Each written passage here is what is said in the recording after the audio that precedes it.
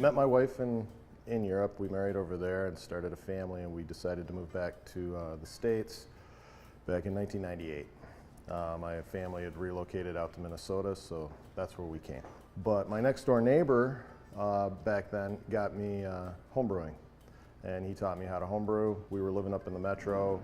In 2015, we moved down to Waseca with the family, and I realized I'm 25 miles away from a brewery now. And I said, I've been doing this for almost 20 years.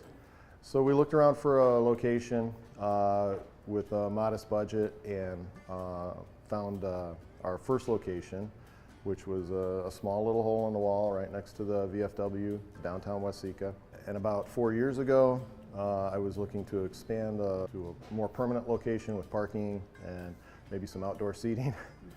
And I found the train depot. So we were able to save the building. It was built in 1912.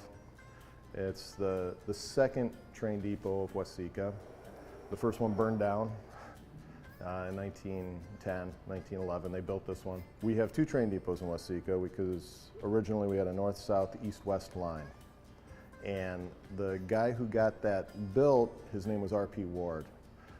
We're the Wardhouse Brewery. We named it after the Ward House, which was R.P. Ward's house originally.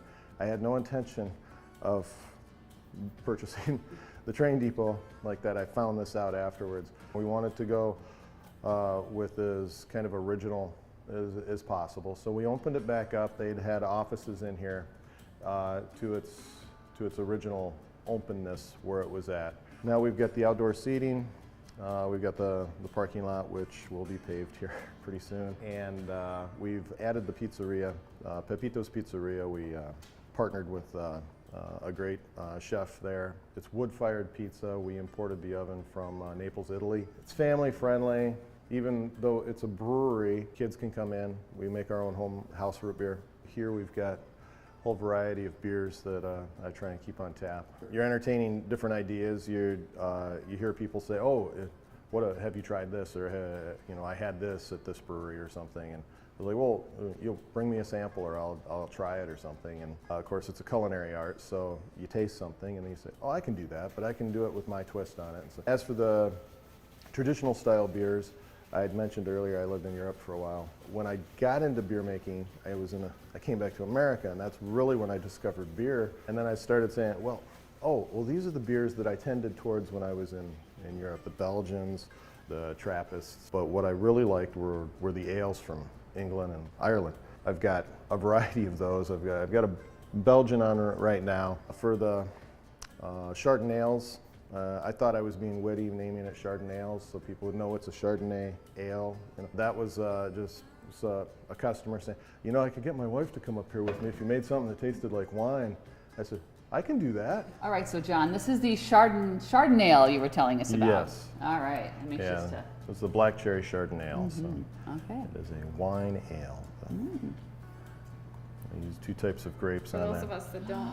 No, big that's beer really people. good. And it's genius because I don't drink beer on a general basis, but I would go to a brewery with my husband more if he would want me to. Ooh. If I could, you know, Yeah. have that one. Yes. It's very delicious. Oh my goodness. Maybe I should just double make sure. No. It's good. All right. Go right ahead. You can start with that one. I'll drink this one. Yeah. Okay, what was this one called? This is the Red Dragon. This is a traditional American red ale. So it's got nice amber tones to it, caramel character, little dryness on the palate. I'm a brewmaster, so I enjoy brewing. That's really my passion. I really get a kick out of making the beer and having that final product. It's like in any tradesman, you know, an electrician, he's going to stand back and look at the work he's done at the end of the day and say, yeah, all right, I did a good job. So.